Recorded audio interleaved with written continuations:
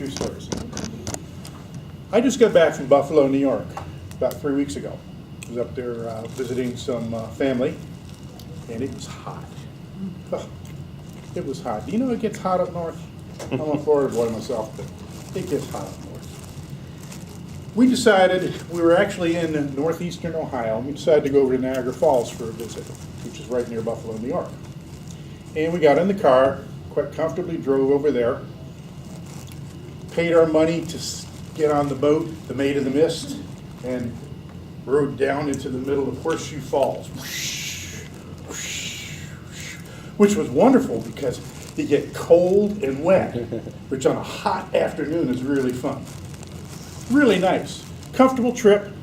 We drove back home, had a nice dinner on the way back home at a restaurant, and enjoyed the trip, and I got lots of great video, which is a little different than the first time I visited Buffalo.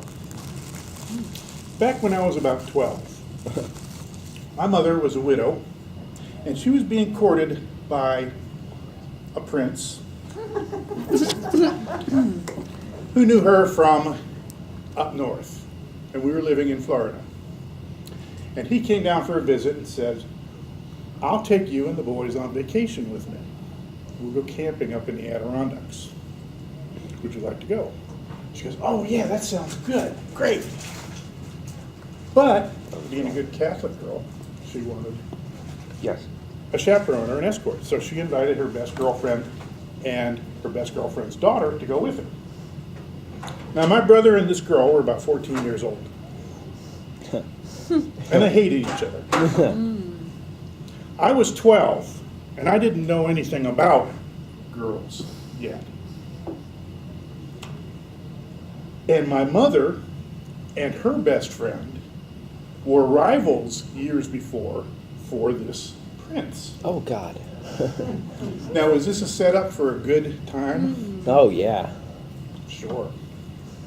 We all pile in his car, 5-passenger station wagon, and we drive to New York from St. Petersburg. Oh, my. And we go camping up in the Adirondacks in a 5-man tent. Now, did you count? No. There's 6 people. We had a 5-passenger car and a 5-man tent. So after a couple of days, when it was getting close inside, we decided we're all going to go visit Niagara Falls. Wonderful opportunity for the kids. Yeah, great. Now, I'm 12, right? All I can think about camping is I want to catch frogs. I'm a snake and frog and toad guy. All I want to do is catch frogs. And I caught one. I caught the biggest frog you had ever seen in your life. Really. You know, big frog. And I was going to take this frog back to Florida with me. Nobody else knew it, but I had plans. So we all pile in, all 6 of us, into the 5-passenger car, and we drive over to Niagara Falls. And back then, my family, the other families were not well-to-do. So we kind of traveled on the cheap. Like, for example, when we stopped for the evening, we wouldn't all eat out at a restaurant. We would buy food and eat on truck stops or on places on the side of the road. So one night, we bought a gallon jar of spaghetti for $1. Fed the whole family, right? This was the night before we visited the falls. I thought, I've got this frog. Oh, God. How am I going to keep this frog when we go over to the falls and back? I'll put him in the jar. So I did. Put the frog in the jar. Great. No problem. Kept it under the seat in front of me. It was boy on one side, boy on the other side, the girl in the middle, and then there were 3 people up front. I'm not sure how that worked out. There was tension there. So we go to the falls, and being not well-to-do, we couldn't afford the boat ride. But we could walk all around Niagara Falls for miles and miles in the heat and see the falls. It was really spectacular. It was great. So we decided to leave and we're going to come back. And we're driving through downtown Buffalo about 4:30 in the afternoon on a hot, hot summer day. And it's hot. Did I tell you it was hot? And of course, the car didn't have air conditioning, but the windows were down. The problem was the traffic wasn't moving.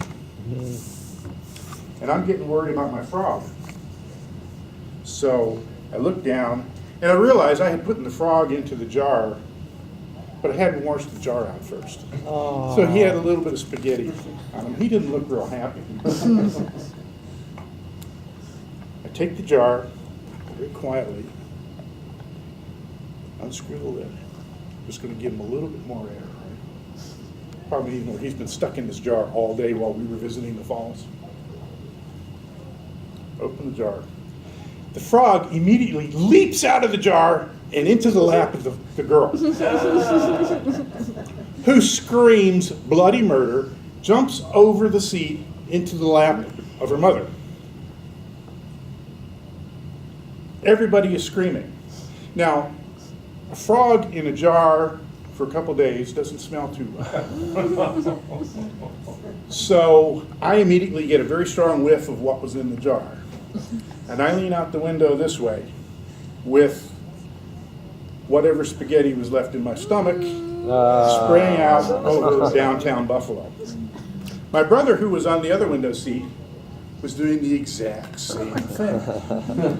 So here's a car going down the street. There's two women in the front screaming their heads off. There's two boys in the back windows leaning out, puking all over the place. The prince stops the car, gets out, and says, "What's going on here?" By this time, I'd gotten the frog back in the jar. And he takes the jar, and he sets it down on the sidewalk in Buffalo. Gets back in the car and says, "Is everybody okay?" "Yep." And we drive off home. Aww. So, when I was in Buffalo a couple weeks ago, as we were driving by downtown Buffalo, I said, "Hi, frog." I don't know if you're still there or not, but that's my story. Thank you.